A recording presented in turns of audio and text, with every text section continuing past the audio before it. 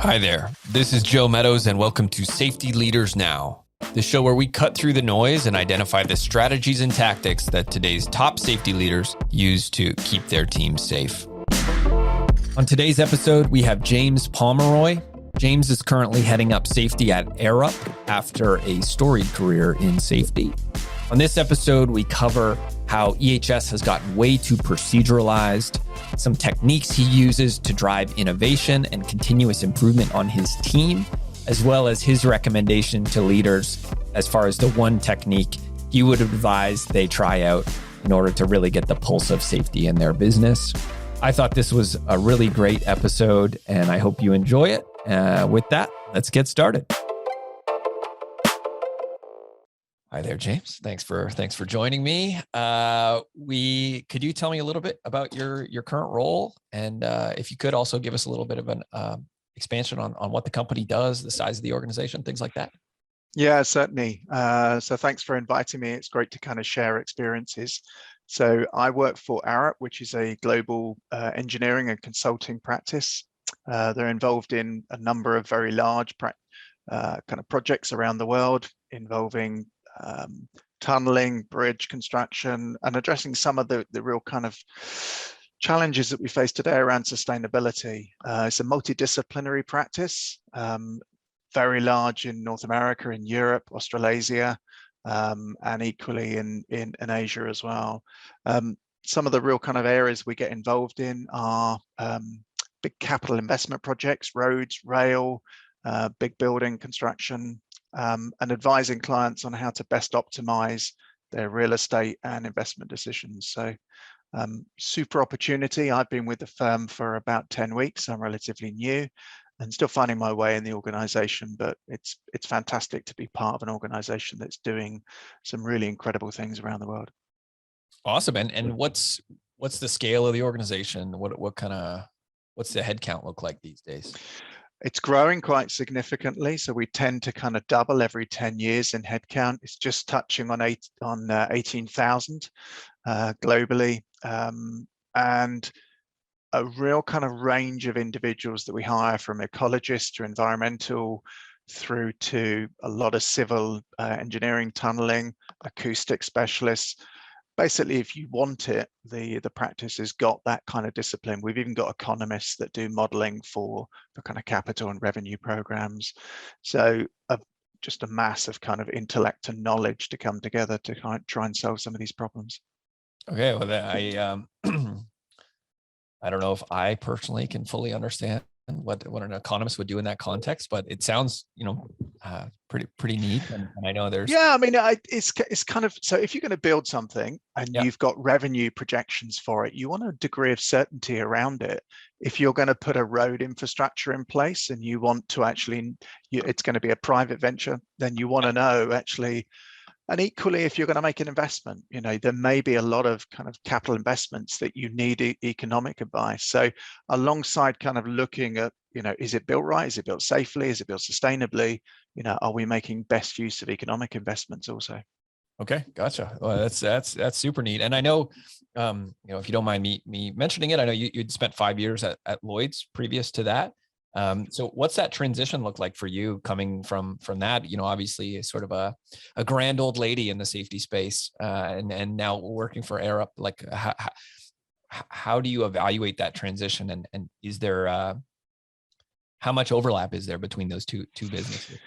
Yeah, it's a really insightful question. There is a degree of overlap. I mean, both of them are not owned by shareholders, in the sense that they're not owned by market investment. So Arup is an employee-owned business, which has got a unique kind of character and culture to it. And Lloyds is an organization owned by a foundation charity. So both of those bring a certain kind of a vibe to the organization. You're not driven by quarterly earnings requests from investors. It enables you to do things within the organization, and it attracts a certain type of individual. In Lloyds, it was very much focused on being owned by a charity. People came for that kind of purpose, and they worked for a kind of a higher mission, should we say. You move into Arup, it's a highly intellectual space. A lot of very specialists. We take in over 800 graduates per year, and we really look for the best in their particular field. So you get a level of dialogue, and you get people questioning things at first principles that you wouldn't necessarily do. But I think it's always a challenge when you move between organizations, and I'm kind of 8 weeks in, so still kind of finding my feet between the two. Gotcha. And that, okay, well, that helps set the stage here a little bit. But again, part of what we're trying to do here with this show and with the dialogue we're trying to pull the thread on here is diving a little bit more into the tactical components of sort of being a safety practitioner. So I think what would be really helpful for me in just understanding how you're evaluating things, and I guess also just the organization at Arup right now. Can you just give me a little bit of an insight? You have this huge multidisciplinary business. Obviously, you're gonna have these intellectual component. You also have all this civil engineering and things like this happening in the field. What does that translate to as far as the org structure within the safety organization? How are people reporting into you, and how does that work its way out to the front lines of the business? What are those layers, and how are they structured? Yeah, I mean, I think the first thing to say about a professional consulting practice is that, I'm not the safety expert. We have safety experts in their fields, whether that's kind of structural, tunneling, or any of the areas where we employ. And we've got several hundred fire engineers who, really know their stuff. So I think the first thing is recognizing that you're in a consulting advisory kind of role where you're drawing on their knowledge, but recognizing that they are the individuals with the key expertise. I think the other thing, whenever you go into an organization, they've each got different structures. When I was with Lloyds, I was hired in to run a corporate function, and there was then 6 areas underneath. And very quickly, we went through a transition where we trying to merge them together to create one team. Moving into Arup, you move into a team that you have a corporate team, and then you have 5 regions. So it's kind of similar to what I moved into with Lloyds.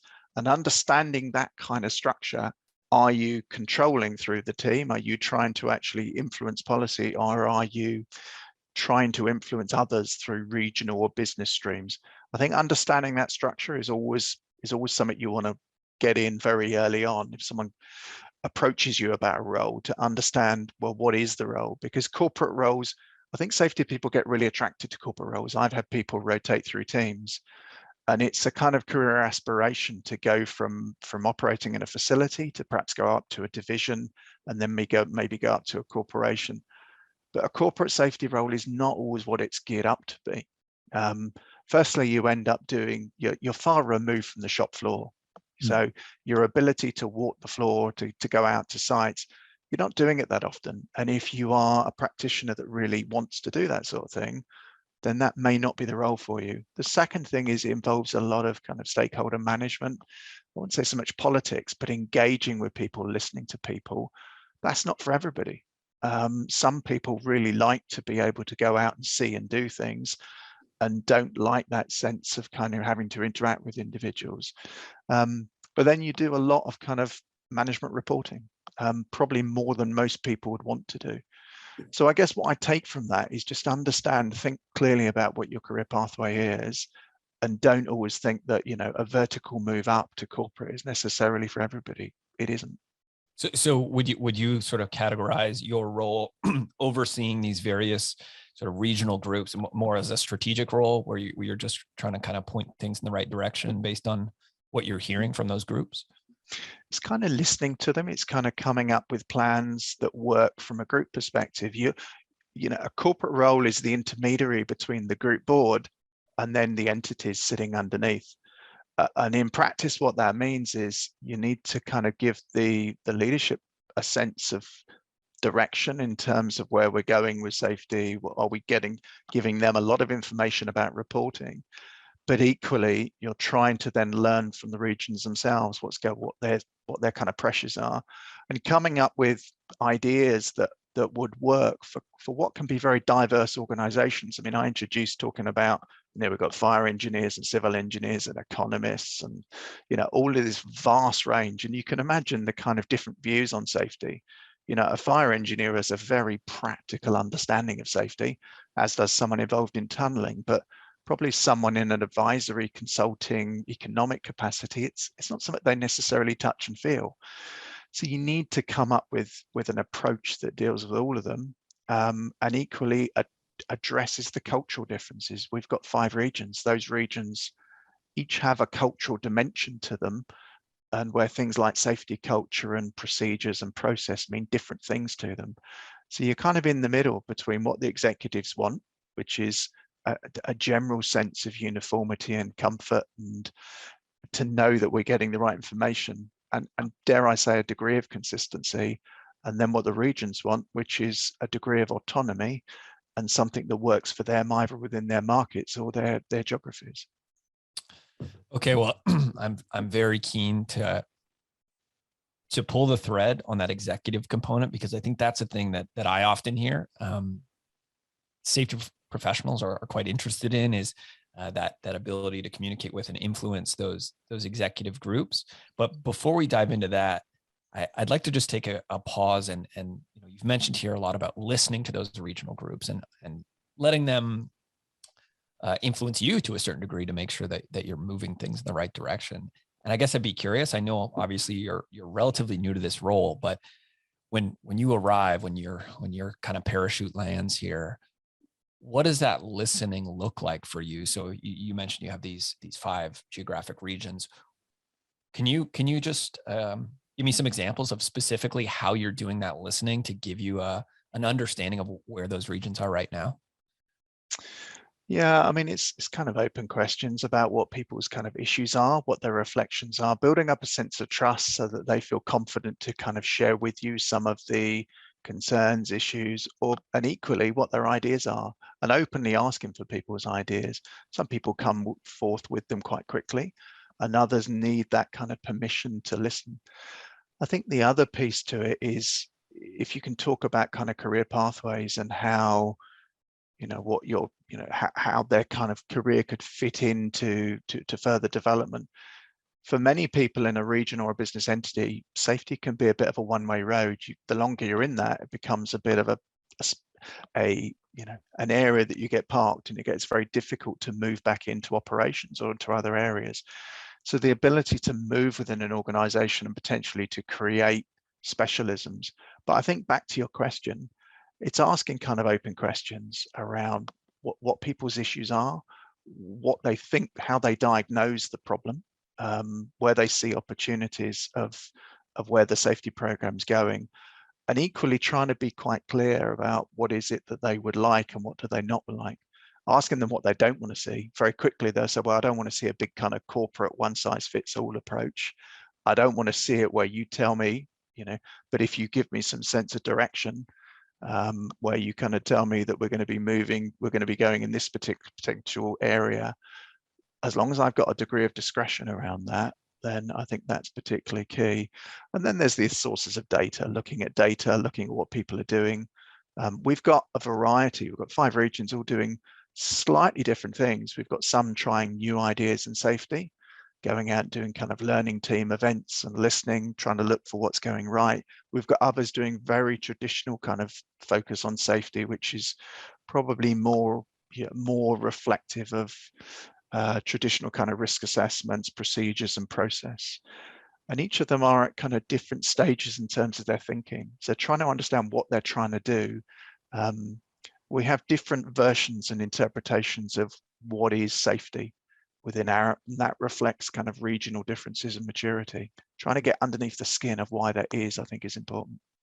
And when in this specific example of you coming into this organization, when you were unpacking all of that, so you're going region to region and coming to this realization that we've got some regions that are a little bit more traditional approach, some are trying to blaze a new path. Who are the people that you were involving in those conversations? Is this exclusively dotted line to the safety professionals in those regions? Are you involving operational management? How wide is that funnel that you're using to pull that information in? So it's from starting from the board, having discussions with the board members, and the boards are interesting because they've all got different views. Some actually very kind of traditional, some really looking at kind of, no, we need to improve, and others actually seem to be doing okay.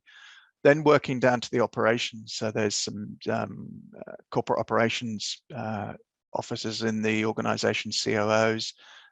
There's a series of safety teams, and then looking for specialists in particular disciplines. We've got, as we said, specialists in fields, in fire engineering and others. So it's quite wide. HR is always a good source to listen to. And then speaking to some of the commercial teams. Commercial teams are interesting because they give a sense of actually what customers are asking for, and it makes it a lot easier if you've got an external voice and a pull on that too. And we certainly have in many of our markets. Customers are, particularly in the last 2 years since the pandemic, really talking a lot more about safety and the idea that the health of the employees is the health of the business. Now that's kind of interesting to hear that from clients. Yeah, I wonder, is that something that you saw, or I'm curious, that seems like something you probably would have also been hearing about in your experience at Lloyds. My background is in the maritime space, so I'm quite familiar with the model. And I know in that world, safety performance has massive commercial impacts. So I think that maybe that's just an evolution that all industries are going through. But as everyone becomes more cognizant of the fact that safety performance and overall risk management has direct commercial impacts. How would you compare where you are now in this engineering space to that maritime space in the past? Yeah, it's interesting. I think safety has been on the agenda for in many sectors for decades. And you talk about maritime. Yeah, I think safety has. I think what's changed over the past 2 years is health. There's organizations, particularly organizations where human capital, so it's a phrase I'm not 100% comfortable with because it becomes, we are a commodity, but if we just run with it, there are organizations where people are the value of the organization. And we've kind of always known it, but to actually know that, 14% of your employees are absent because of COVID, or, so many people are not together because they're worried about stress, mental health, and got issues that they're concerned with. That really does bring it home that the employee health is actually the health of the business. It adds a new dimension to the idea of safety, that it's not solely about waiting for an accident to happen, and this whole idea that, well, if you think safety is expensive, think about an accident, but actually reframes it to say actually how people feel and their perception of wellness and well-being actually adds another dimension to how we think about safety. I think that's really been dialed up in the last couple of years. So I think, to your question, organizations like Arup and those that actually the body of knowledge that they have as an organization is what they're selling, then absolutely fundamentally safety and health are key to that, because that's what you're promoting. And when you're talking to those commercial interests in these regional groups, are they asking, is this a qualitative metric, or is this quantitative? Is that commercial division of the business telling you, James, we need to be seeing these specific numbers, or is it a little bit softer than that? No, it's a subjective discussion. It's, I think many organizations have had an awakening about employee health. They've been doing a lot for many decades, but I think it's really got a lot more attention recently, and some high profile leadership teams have really suffered because of the hours that they've put in and just the demands. So I think it's a narrative rather than necessarily a number that they're after. It's a discussion. But I also think there's other things at play here. Safety is at a really interesting point. So it's not solely about what's coming out of the pandemic. There are other kind of themes that mean that the spotlight that safety's had over the past couple of years, I think many safety practitioners are going to find that's just going to continue for the next 2 or 3 years. Gotcha. Okay, well, that's super interesting. I think that the health piece is something that I'm keen to dive into, because obviously this is something that is geography agnostic, industry agnostic. Right now, it's a challenge that everybody's dealing with. Is there anything in particular, and this could be health related or it could be otherwise, but I'm just curious to pull out again those very tangible examples. You're 10 weeks into this role. You've done all these, this consultation with your various constituent groups. Is there anything you've been particularly surprised by that you think other people listening might be worth exploring, whether it be weak points or strong points in the organization that were surprising to you coming from a very different context? I think if any practitioner goes into an organization that has a quite a federated model, Arup is an organic business. It's not one that goes out in big M&A activity. It's grown by allowing people to actually be entrepreneurial in the business. Now, the challenge with that is, how do you get some form of uniformity or harmonization? So if you're going in as a safety advisor, safety leader into an organization that is not particularly big on top-down rules, but wants some benefit in having governance, how do you get that kind of sweet spot between encouraging some form of uniformity, but not telling people what to do? And models that I've used before, and I would like to use in Arup, about concepts like freedom within a framework, where you have a common framework, but you allow people to have different approaches and different models to how they train, to how they have procedures, but it's all within an envelope, I think is a very topical discussion that we are dealing with. We're going through continuing high rates of growth, and we attract people who are creative by nature. So if you give them a solution, they are likely to turn around and say, well, I can do better than that, Joe, and come up with another version of it. So how do you put some parameters to actually say, yeah, we all need to kind of think about safety and risk in this way, and this is our approach to dealing with work at height or to driving. And you've got some leeway in there because you're in Canada and you've got, some winter issues to deal with and all of the compliance issues. But we do need to have a degree of consistency about how we measure that, how we approach that, so that when people travel around the world, that they know that that is our approach. But what we want to avoid doing is having one size fits all, because it won't work in a practice that's as multidisciplinary and geographic. So I think this concept of freedom within a framework, how do we apply that into safety, I think is really key. I think the second piece is about health. That's a really strong debate. And I think, like many organizations, we've done a lot, but we need to do more, and providing flexibility to employees is probably the biggest thing about where they work and how they work. I think that is a real kind of challenge, and the kind of ability to switch off for some employees whilst they're working at home. It's a constant kind of challenge. So I'd say wellness and well-being is a kind of a second area. And I guess the third kind of thing that I would say as a reflection is the need to rethink how we approach some areas around risk. Arup's a designer, so we have the greatest opportunity of prevention through design. So how do we get better at designing and eliminating risk rather than wrapping people in PPE and providing them with training? How do we move up that hierarchy? And that for us is a big kind of challenge. Yeah, the anticipation piece is that's always tricky. I want to take a step back here because you've hit on a particularly a topic that I'm quite enthusiastic about personally. Where you're talking about this freedom within a framework idea. So I think that's something that for me, coming from an operational background, the reason that I chose to enter the safety field was essentially trying to address that problem.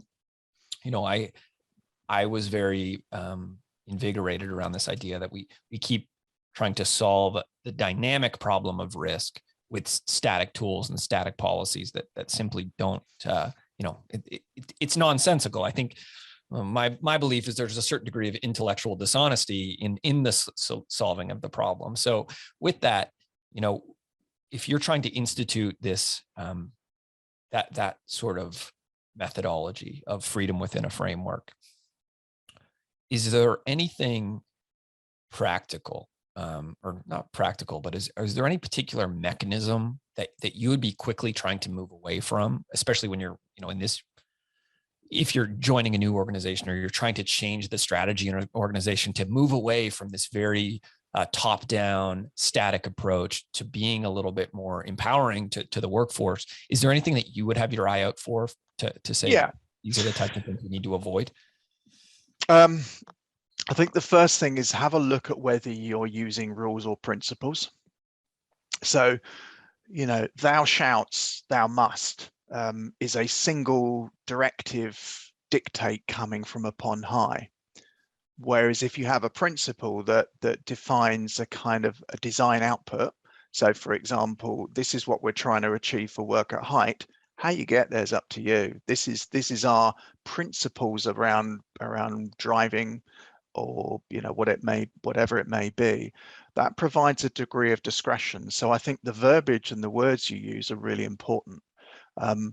Then also thinking about how you articulate that. So what I really like doing is being very clear about what are the parameters of which we will use, and I try and keep things like process from group just to one page. I kind of like the idea of SOAP, which is kind of summary on a page.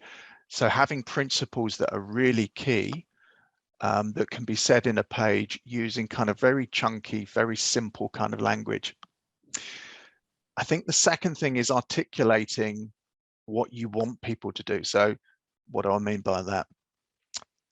Within the kind of regions, and though I can only speak to the work I did at Lloyds because we're still in that formative stage with Arab. But if we say we've got a freedom and then a framework, so I said, all right, we've got 12 principles or 18 principles, and they cover the key risk areas alongside reporting, being equally clear what you want people to do outside of that. And that means innovation, that means trialing things, that means clearly saying to people, what I'd like you to do is go and pick 3 pieces of technology and try them. What I'd like you to do is to run a competition in your area or run something different which gets people engaged. Now that's important because what we miss in safety is innovation. So what if I take a traditional model that I sit in Europe, or if I sit in the US as the corporate safety director and I say, this is the way we're going to do it, what we're getting is one person's idea that gets thumped down from upon high. But if we take a freedom within a framework model where that actually says, right, here's a set of principles, here's the envelope that provides the board of directors a degree of comfort, that we've got a degree of control, and the safety team have a degree of uniformity. What I'm equally doing is making it really clear, right, every year I want you to try some technology, I want you to run competitions, I want you to have committees, I want you to come up with 5 ideas that you can share with people. That's the innovation piece. That's the bit that everyone's trialing something different, everybody's innovating, and then we then come together and share some of that and be comfortable to say it didn't work, because it didn't work, because we're going to try 5 things and 4 of them will fail. But at least if they're trialing in a safe space locally, then we're not trialing one great idea as a global organization. And we can scale up. If it looks like a particular program, intervention, or technology works in a geography, we could then try it in another geography and do it organically, rather than I pick the technology, I say this particular type of protective equipment or gas alarm is what we want, push it down, and they say it doesn't work for us. And do you think that's something we should be measuring? That sort of to create space for innovation, not only through what we say, but also through what we measure? Should you have a metric that you're judging your regions on? Did you test for technologies this year, or do you think that that's too much? I've put it in people's appraisals before. That's probably as close as I get to kind of metrics on it. I think if you make very clear what you want and signal that in performance reviews and say, I want you. I mean, in the past roles, every year I've always put things like innovation. You need to come up with trial 3 things. I'm not saying they need to be successful, but just trial them. I need you to run some competitions, run some more. We did things like client safety days. So we weren't sure in Lloyds, and we want to do the same in Arab, that clients would be interested in actually engaging with us on safety beyond the kind of the safety meetings you have on site and the prep meetings. So I thought we'd give it a go. So we said, right, we're going to arrange client safety days where we bring clients into and we hire a hotel, bring them in. We weren't 100% bang, it worked really well. And the beauty of that is it was their event. They'd organized it, they'd done everything. And they were sitting at the back writing down the notes of everything the clients were sharing with them about different ideas. And it's this idea that, they own that. That's 100% their responsibility. And they've created relationships locally through clients. And the business development team love it because it's added value that the clients see. Now, all I did was say, I want you to have a client engagement event. And 3 of them went away and did a whole, client safety event. And from that spiraled that every region was then doing that. And from that, we learned and we deepened partnerships. That's all I've done is just set one line on an appraisal and they've done the rest. Oh, that's I think that's an awesome sort of tactical takeaway for listeners to dive into those things, and making sure that whether it's a department level objective or simply on an appraisal, creating that space for people to be driven, to be challenging what's going on, or to be pushing things in a progressive direction, I think makes a lot of sense. If you've got a global team, they're the safety lab. They're the individuals that can try things, and they can try things safely before we decide that we're going to move away from a particular method or we're going to try a new process. Because the temptation is in organizations that you move herd-like and everything has to happen as once. And you get to find out what works and what doesn't. I mean, certain interventions work in certain things. It's not just the technology. So, in some of the Asian markets I've worked in, I'm not a great fan of telling people. It's not, I may not be in the right profession, but I don't really like doing that. I think that should be the last resort. But I had to reflect early on that actually the Asian teams did like that. They did like a greater sense of direction than the European or my North American colleagues wanted, where they wanted more autonomy and freedom. And that was my lesson, to reflect that actually for them it was a sense of uncertainty when the group leader wasn't giving them direction. So I think you need to temper that a bit. I'm quite happy with some teams just to give them a single line and say that's what we want to do, and for others they just need a bit more structure. But yeah, I think you just got to try things and give people the space to innovate and to grow. And as long as we've got control of the critical risks, as long as we're managing those things that result in the worst outcomes, then the rest of it should be things that people can try.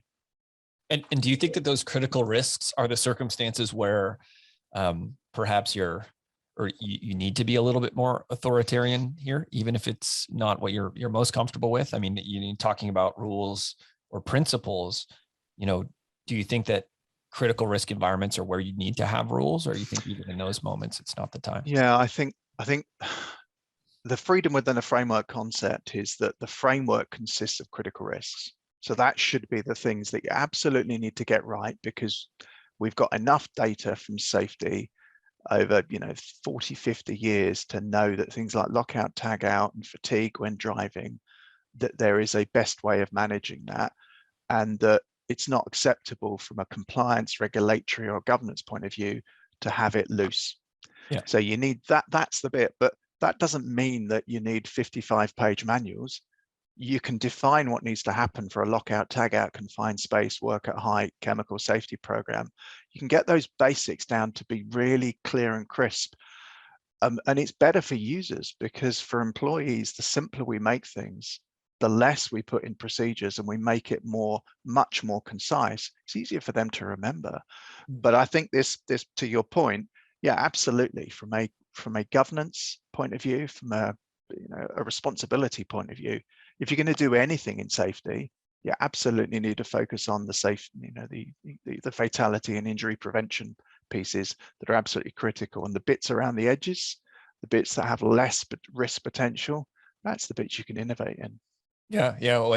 When you said that earlier about rules or principles, I think broadly I agree, but I thought, a work permit there's not a lot of room for interpretation on a hot work permit, and that in these moments when you might start a fire, the rule is you create a document like this so that we know that that particular high risk activity is going to be controlled, at least within some basic parameter. So I think that yeah, I think, you know, that there's quite a lot of discussion in safety about, you know, things like life safety rules and golden rules. I'm an advocate of stuff like that because I think you provide clarity to people. I think it's simply not fair to turn around to someone in a high risk situation performing a fatality to not have clarity. Workers want that level, but as long as they're imposed with the degree of understanding where you don't set them up to fail and say you need to follow this rigidly, absolutely, regardless of any circumstance, as long as you trust them to make judgments, yeah, absolutely. But I think the freedom within a framework concept is the idea that in the heart of fatality and injury prevention, but you're using human performance techniques to understand where it is they're having problems or challenges around this, where it is that compliance is a problem, and hopefully creating the culture that people can speak up. Yeah, I think that you've broached another topic here that I'm quite passionate about, which is, again, this idea of, you know, for me, I would classify one of the sort of fundamental missions of QHSE, HSEQ, whatever you want to call the department, is decision guidance. It's that you are guiding people to not hurt themselves or have health issues or, you know, lead to environmental incidents. And the reason we care about the stats and the reason that we measure things is to make us better informed to guide those decisions.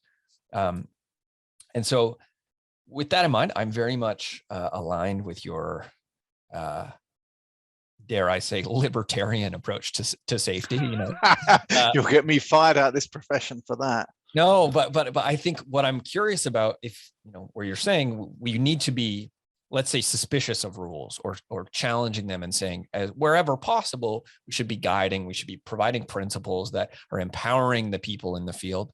Do you think that there's any space for, how do you create a correction mechanism within a company to be checking in on the rules we have created and making sure that, you know, we haven't created too many layers to the onion? Is that something that you need to proceduralize to say, hey, we have you know, we try to minimize the rules we create, but do you think that there's also a space to be kind of recursively reviewing the rules that you do have and seeing if they've become, you know, redundant or excessive or things like that? Do you think that there's space for that? Do you think that companies ever fall down that hole of adding small rules to the point that they become a big spider web? Yeah. One of my proudest moments in Lloyds Register and was when I was able to look at our safety management system that had grown with all the guidance and all the systems and everything to 650 pages. 650. I was just absolutely overjoyed to order in 3 dumpsters and take the whole thing down to about 40 pages. Yeah. Now, there's an example of just, we're just over proceduralized. Now, part of it is because people who go into safety are generally risk conservative, right? Yeah. So if they liked risk, they would be in marketing. But because they're generally quite conservative and they attract a certain personality, and that's not a dig, it's generally, you know, you can see it in quite a lot of psychology that if you are attracted to a compliance or risk advisory role, you tend to be more conservative in your views. There's a tendency to over proceduralize, and you put just so much into it, and you think I need to tell 5 other things and 5 other things, and then you end up with a 15-page procedure. So yeah, absolutely, you can easily lose sight of it. So let's take a very quick example. I came across a procedure once for driving a vehicle. Now, the first thing is, do you really need a procedure for driving a vehicle? It's a question in itself, but let's just say you do, because it's one of the biggest fatality risks that organizations have. So we could play a simple game and we could say, right, what do you think? You can only have 5 things. What do you think the 5 things you need to get right? Then we can look at the data and it's actually make sure that you drive at a sensible speed, keep your distance, don't use distracted devices, and then you start to run out of oh yeah, wear your seatbelt. And we start to run out of things. So how do we end up with 3 to 4 page procedures? And pretty much every procedure for a vehicle starts with walk around the car and inspect it, but nobody does that. And so we write in stuff that's complete nonsense. We proceduralize too much when what we should be saying is, look, there are 5 things you need to do. The 5th thing, of course, is take a break. Regularly take a break to make sure that you're not fatigued. Beyond that, we're saying too much. But if we can trust employees and say, we're just going to tell you these 5 things, we'll focus on those 5 things, there's a chance they'll remember them. There's a chance that conformity will be higher, and we can listen to them about where some of the challenges are that we provide.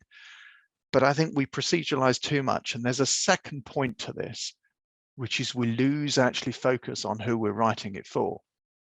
And what do I mean by that?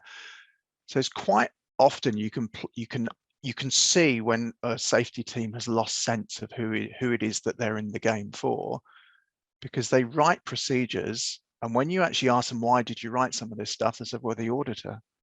Well, I don't really care about the auditor. It's not my bother. The auditor comes around once every year, maybe once every quarter. And the fact that we're writing procedures for employees and we're writing them too long, using language that's got paralegal kind of compliance sentences in it, we've lost sense of who the audience is. And that often does happen when you end up with procedures that are written not for the workers, but to satisfy an auditor or a regulator. So we need to kind of check in on who we're writing this stuff for. And if we do, we'll probably end up writing less, writing more concisely, and maybe even using visual information rather than text. Yeah, I think definitely a part of that, or maybe I would posit that certainly part of this is or generates from the psychology of safety professionals, and perhaps an overall cautiousness and a desire to make sure that everything is buttoned up as neatly as possible. But I would say that also partially, and you just alluded to this now, is a technology problem where we focus so much on making small iterations to the way we used to solve the problems. And just, I would say that procedures, having a written procedure in a Word document on some company SharePoint folder is just a very questionable way to manage risk fundamentally. Yeah, and what tends to happen is you end up in a cycle of complexity. So I'll just kind of break that down a bit. An accident happens, I interview you, and I say, why didn't you follow the procedure? Well, I didn't quite understand, or the procedure didn't do this. Right, okay, I'll go away and I'll write another half a line or another paragraph, or hopefully not, but another page into the procedure.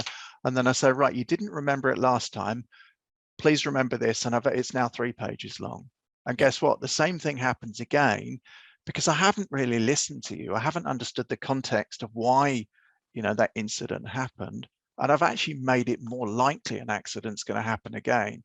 Procedures are such a dated idea of how to deal with things.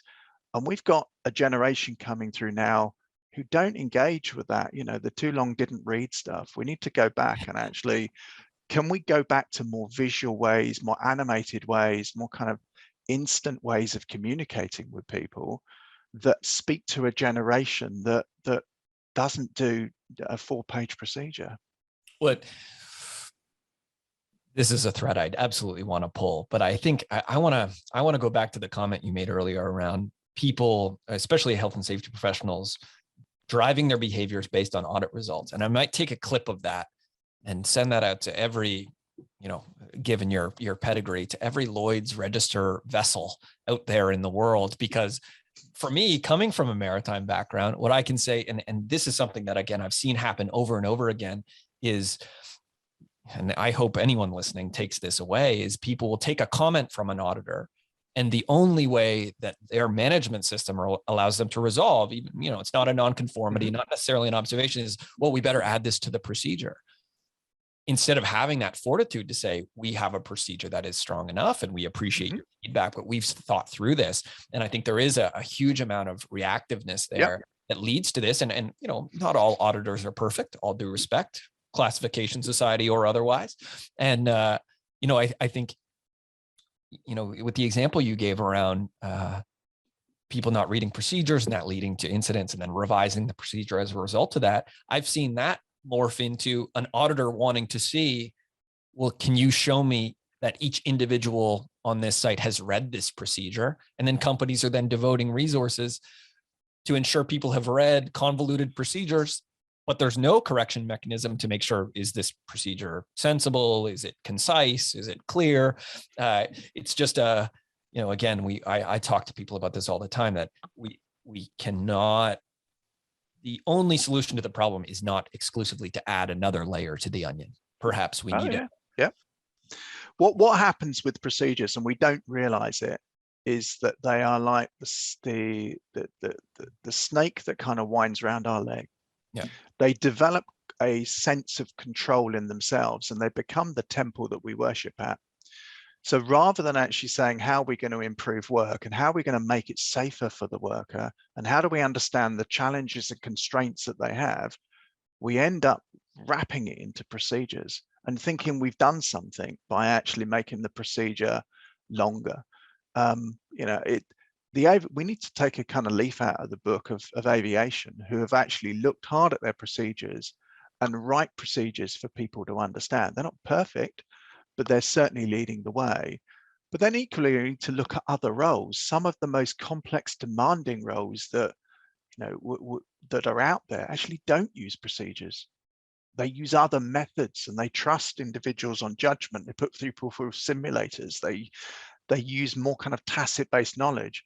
But we have got into a situation where we think that the only solution is proceduralizing, writing things in rules, putting them into paperwork, whereas actually we would be as good to actually go and do the job with the worker for a period of time, understand the kind of challenges they've got, and then that may force us to think differently about it. Well, I want to, or maybe to add some perspective to this. I think it's easy for you and for me to sit here on this call and say, who needs rules? Let's empower people. We proceduralize too much. But if I'm a safety practitioner or a director of safety at a company, and an auditor has come in and given us a finding, whether they agree with the finding or not, how would you recommend they react to that? Or how would you recommend that they triage those results so that auditor is not hijacking their business? How should they be thinking about these problems to make sure that they're not, adding complexity just in a reactionary way? Well, I think it starts with kind of being comfortable challenging what the basis of the problem is, because what tends to happen with auditors is they come in and it becomes a bit of a one-trick pony, that the procedure needs to be added, enlarged, refined, rather than actually saying, well, what do you actually see as the problem here, and trying to get agreement on the nature of the problem. So I think it starts with challenge. I then think this concept of simplification or decluttering, whatever we call it, but this idea that actually you start from a principle that more words on a paper does not make safety. So if we are forced by a regulator or an audit body to actually to either proceduralize things, because we should only be proceduralizing things that are really important. That's another issue here, is we proceduralize too much, because a lot of it can be left to judgment, or we can design it into the process. Procedures should really be used for things that are particularly important, where there's real consequences to it. So if we have to proceduralize, then we need to get to a point of only really defining or writing the things that are of significance. So I think keep it simple, keep it concise, write it in the language that people can understand, but only do that if you have to. Can we not try and actually use video tutorial, instructions, other forms of communication rather than pen and paper? Yeah, I want to double tap on this a little bit, because again, I think it's or this sort of idea of, sorry, my dog wants to get involved here. Right. It's an interesting topic. I can imagine your dog. I don't know what kind of procedures you're writing for the dog, but he gets animated on it as well. Indeed. Clearly too many, because he's quite upset. I think the expression, measure what counts, or you will count what you measure, comes to mind here in specifically because I think it's, as much as we may aspire to this, and I think a lot of people that I speak to as safety practitioners would very much agree with everything we've discussed here, that, we need to reduce complexity, increase engagement. I think the wall that people often come up against is, that's great to say, but at the same time, it's very easy for us to measure the fact that we got, 3 comments and 2 observations and 1 nonconformity. And it's difficult to measure, let's say, the efficacy of our documentation, or to incentivize that in equal measure to something that's so easy for us to quantify. So do you think, in the same way that we spoke earlier around, adding an innovation metric to a performance appraisal, do you think that there's something that companies should be measuring or should be adding to the way that they evaluate their business that keeps them from getting too distracted by these external factors? Yeah, I think there's something in your question that probably wants breaking down a bit, and that's kind of about the measurement thing. Because what often is used in measurement is that people kind of go on and on and on about this idea that what gets measured gets managed. Personally, I think we need to break that one down, because it's a quote that's often misquoted. So people often say, what gets measured gets managed, but actually the fullness of the quote, if people Google it, actually brings another dimension. What gets measured gets managed, even when it's dangerous and corrupts the organization. Right. Yeah. Right. So people take a truncated version of this famous quote and they say that only things that are measured. So the first thing we need to say is only things that are measured are of value, and only things that are measured actually get done. Well, that's clearly not true, because I got up today, I didn't measure what I did, but I had a really productive day. I'll hopefully go for a run later. I won't be measuring that. That should hopefully be enjoyable. So much of what we do in life is achieved and is done without measurement. So I think, I'm not saying, again, it's like sometimes people interpret what I say as some kind of antidote to this. I'm just saying we should use things like procedures, rules, and measurements appropriately, because they get far overused. Whether you're on a vessel, in a factory, in an office, we're all subject to probably more measurement than we need to be. And what we should be doing is not measuring the process, but measuring the outcome. If we're going to do anything, if we measure outcomes, then we're more likely to give people autonomy in their roles and allow them to innovate a bit more, which will be good for their well-being and mental health. And I think you've hit on exactly, the point I was trying to make, which is that we've been, I think the industry has really latched on to these easy measurements of inputs, and we haven't sufficiently kind of reset that baseline to measuring and our success by the outputs of those things. So a very easy example that I used in a conversation I had recently, it wasn't even my example, but someone I was talking to talked about workplace observations. And they said, yeah, every company has some workplace observation program. They measure those, they'll compare sites based on the amount of observations they submit.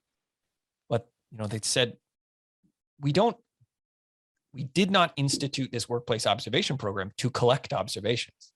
We instituted this program so that those observations could lead to positive impacts on our business, whether that be safety improvements or quality improvements or, overall improvements to the organization. And if we're not measuring that, if we're not creating some sort of metric that says, did we receive 600 observations, but only responded to 3 of them? Well, then we're going to fixate on inflating a number that's meaningless to the business, instead of really measuring the efficacy of that program.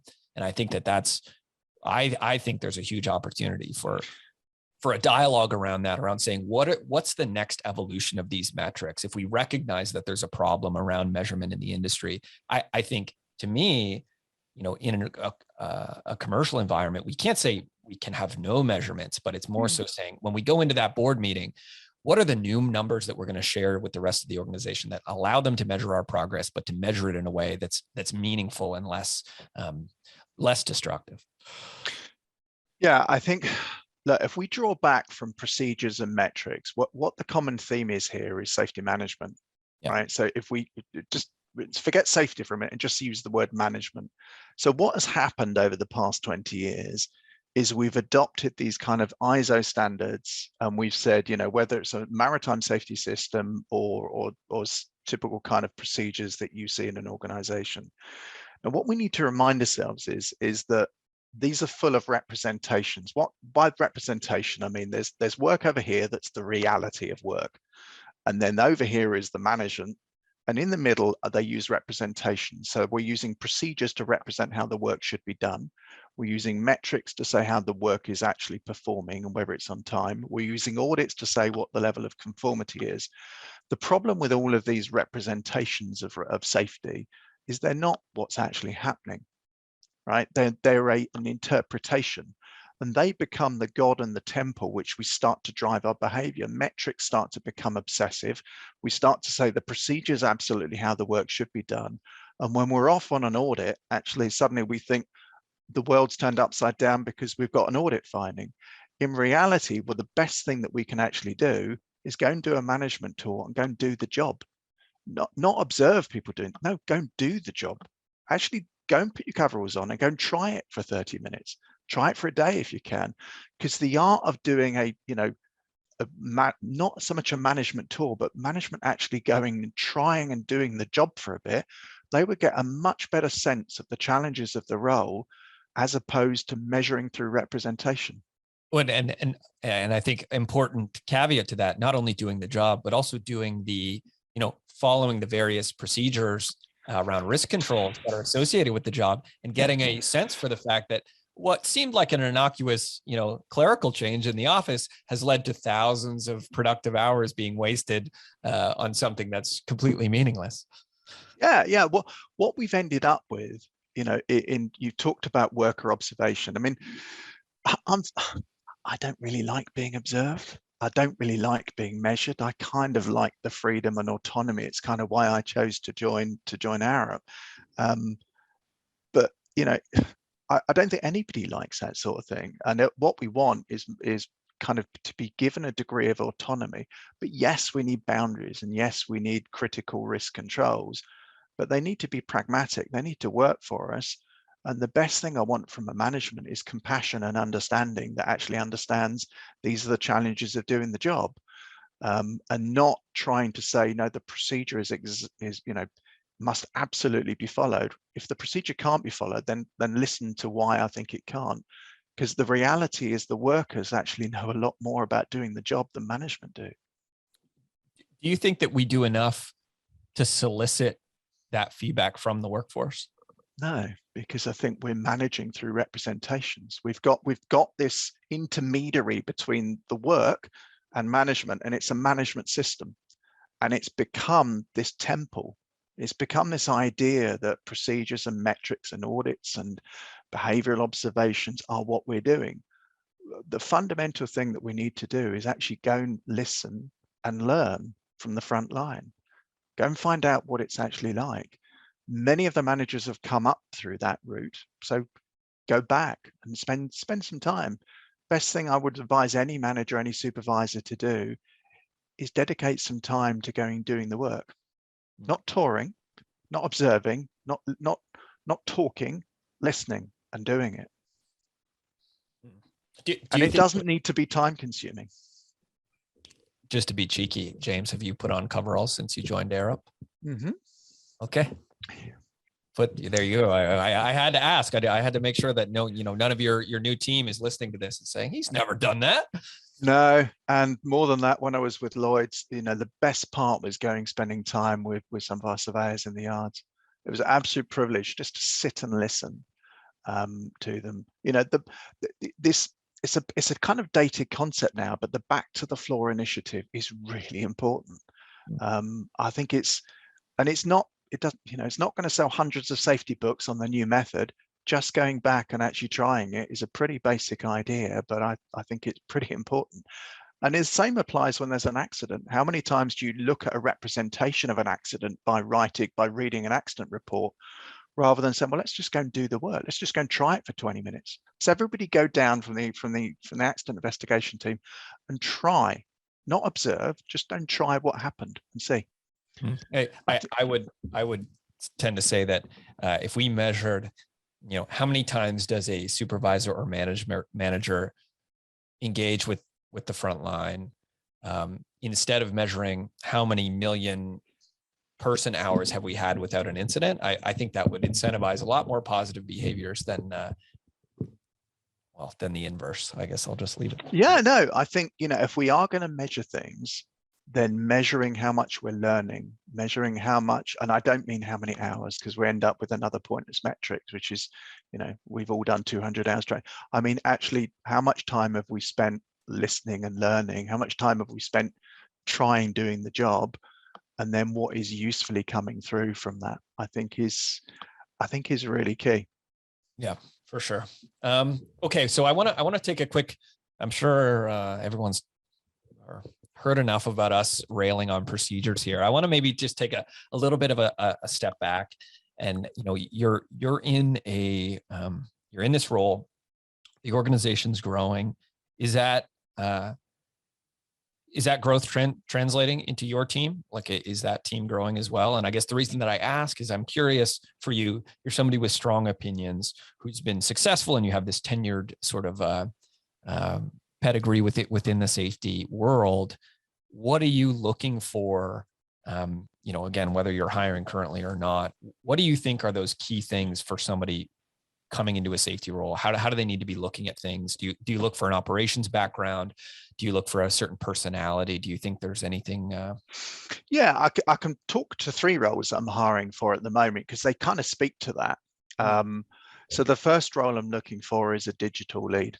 I want to actually digitalize all of our processes, because we have, quite a degree of variation within Arup reflecting our regions. So have them all being, digitally available, mobile, so they're accessible, so that we can enable people to actually access material, to get the right information, to share their experiences through incidents and good practice, what they're seeing, and enable managers and everybody to actually see performance data, but to see it visually, to enable it to be mobile accessible. So that would be the first thing. Hiring in is someone who is digitally competent, gets excited about the idea of digitalization, and probably sees safety digitalization as a pathway probably to do other roles within digitalization. So for them, their career trajectory wouldn't be within safety, but it may be that this is a project that they come in and do, and then they hand over to someone. Another role I'm looking for is safety by design. So we talk endlessly in safety communities about the hierarchy of control. But ask yourself the question, how much chatter when you go onto LinkedIn or into safety forums is at the bottom of the hierarchy about what particular type of training, behavioral observation, or protective equipment is good, as opposed to, I saw a fantastic design the other day that eliminated risk, or that we get hardly any conversation at the top of the hierarchy, but we know it's most effective. So I want someone to come in as a safety design advisor to really spearhead and to champion that whole piece, not conversations about behavior, but how we took risk and eliminated through prevention through design concepts, because that is a fantastic area for us as an organization to promote, to talk about. And the third area is about learning. So I'm after someone who can come in and do organizational learning within Arup, from a safety perspective. So change all our training, because we have quite a traditional method of training, use much more video tutorial, try VR to see what we can do in that space, perhaps try adaptive learning. We've got a very high intellect within Arup. There's a lot of very clever people. So even if I put it in an e-learning package, the idea of still having to click through it. So the idea of doing adaptive learning that responds to people's knowledge and then cuts short the course if they clearly know it, or provides them the opportunity to feed into it. So trying different methods of learning, and some of this I think would be key for that role. So 3 roles, super interesting. And that I think gives a kind of a flavor to what we're hiring for and actually where we want to go. And is there any, you've been in management roles for a while. I know for me, there are certainly certain things I'm looking for from candidates, regardless of what the responsibilities are. You know, what having strong conviction around what they're doing, things like that. Is there anything you would like to proactively get out there? Because I'll just tell you right now, you're going to get inundated from software sellers because of what you've said, and also probably from candidates. Is there anything you would want them to know before they reach out to you, as far as the types of candidates that are successful, not only in your organization but also working with you? Yeah, I think innovation and ideas. I'm someone who, yeah, I've got opinions, but I'm equally, those opinions are formed by what other people have kind of shared with me and have told me in the past. And so I think people's ideas, strong characters with ideas and thoughts, and deep expertise. I interviewed someone the other day for one of the roles. I was blown away by their knowledge, and they were not in a core safety role. They were doing something else, but they had just levels of professionalism and understanding about their particular brief, and they had a passion about it. And we need passion because safety gets a bit of a bad rap. So actually having a degree of energy and enthusiasm to it, I think, is key. Yeah, I do think, or on safety getting a bad rap, I think that's the case. But I think one of the things that's so exciting for me, and part of the reason that we started this show, was that I do feel as though there is sort of a growing chorus of people who are earnestly and effectively looking to change the things. And I think this goes back to what you said about design. I think that's very exciting for me to hear, because I think most of what we spoke about around procedures and around all these other things, those are design flaws. That is you have chosen the wrong solution to a problem, and that's a design issue. And so I think that that's what I'm excited for as I look forward. And I continue to have conversations with people like yourself who are leading large organizations, who are not sort of shackled to the ways that we've done these things in the past, and are looking to earnestly improve them. It's my feeling that there is a change in the wind. So I think you're right. I think we don't spend enough time sharing ideas of how we've eliminated or reduced risk. We spend a lot of time talking about which particular behavioral program is the best, or how to write a procedure more effectively. But this is all kind of bottom feeding stuff right at the bottom of the hierarchy. It's important, of course. I would hate anybody to kind of listen to this and actually think that I'm saying we do away with all procedures. I'm not. I'm just saying they need to be proportionate and used appropriately and written for the user rather than written for the auditor. But equally, we need to spend a lot more time thinking about how we take risk out the business, thinking about how we can reduce the level of unnecessary burden that we place on workers. And that is primarily through how we shape the work, how we design the work, and the tools and equipment we give them. You've given me a lot of ideas here. I feel like if companies instituted do some sort of frontline survey, what are the procedures we need and what are the procedures that we don't need? That would probably lead to some interesting insights. And I think so. Yeah. Or ask the board to go out and actually do the job. And just follow the procedure. Just follow the procedure and understand that we're paying people to do this. At what cost argument of saying all of these things are good ideas, but do you believe that somebody spending 30 minutes a day filling out some piece of paper that we put in a banker's box and save for 7 years just in case, that's not helping our business learn, that's not helping us understand risk tomorrow, that's sort of myopic static activity? I think I once went into an organization and I thought I'd have to kind of create an impression at the first board meeting, and so I kind of, it was really causing me stressful nights for a long time, thinking, how am I going to make an impression? So I got out one of the procedures, and it was a 3-page procedure for driving.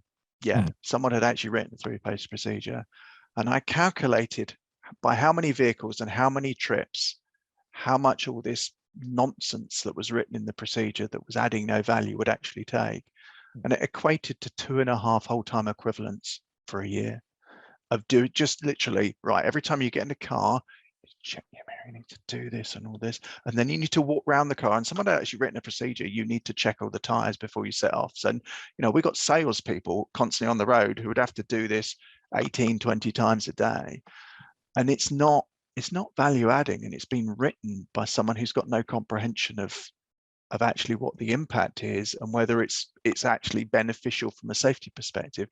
And it was great because you kind of told the board that, you gave them the numbers, and they were staggered by it. But we started the conversation with, could you just write down on a piece of paper, you've only got 6 things. What are those 6 things that you would tell a driver to do to get to the destination? So, and of course, they all came up with the same 6 things, but they didn't come up with walk around the vehicle and kick the tires and do the cockpit check, because they know that nobody does that. And again, it's the at what cost argument. I think it's exactly what we were talking about earlier, is that all of this it's not meaningless, but it's disingenuous if we're not measuring the outcomes. If we don't say, hey, walk around the car, but we're not finding some way to measure, is walking around the car leading to any sort of reduction in incident? And if not, can we relieve that burden on the workforce and help focus on what matters? And I think that a focus a little bit more on again, not just measuring what we could be doing, but measuring, are we being effective and are we actually moving the needle, is I think a transition towards a world where, again, it's not about arbitrary measurement. It's not about turning safety into a function of monthly reports, but it's a matter of saying, if we're truly going to be effective and taken seriously within the organization, like my belief is that there is an opportunity to do that. It's just the devil's in the details. Yeah, correct. Okay, well, I'm just looking at the clock here, and I think we haven't spoken about COVID at all, but we're nearing the end of I've spoken about COVID for 2 years. I don't need to speak anymore about that. I'm done. Well, I'm so over it. Fair enough. Aren't we all? Okay, so I guess with that, is there anything else you want to sort of put out there before we wrap things up? No, I think, as I've summarized a couple of times, I'm not saying that, this is, what we're doing is wrong. I'm saying we just need to refine it.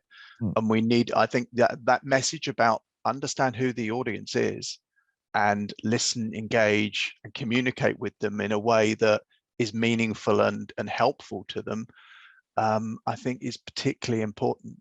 I think you talked about some of the challenges with auditors, and we talked about metrics and procedures, all of which are helpful and useful if used proportionally. But it's back to what we were talking about earlier about right tool for the right job at the right time. Absolutely. Okay. I guess with that, James, I will thank you for coming on. I'm really excited to get this out here. I think a lot of people are going to be, I would say, find this to be a refreshing conversation. At least I hope. So thank you so much for coming. And thank you for inviting me, Joe. All right. Thank you so much.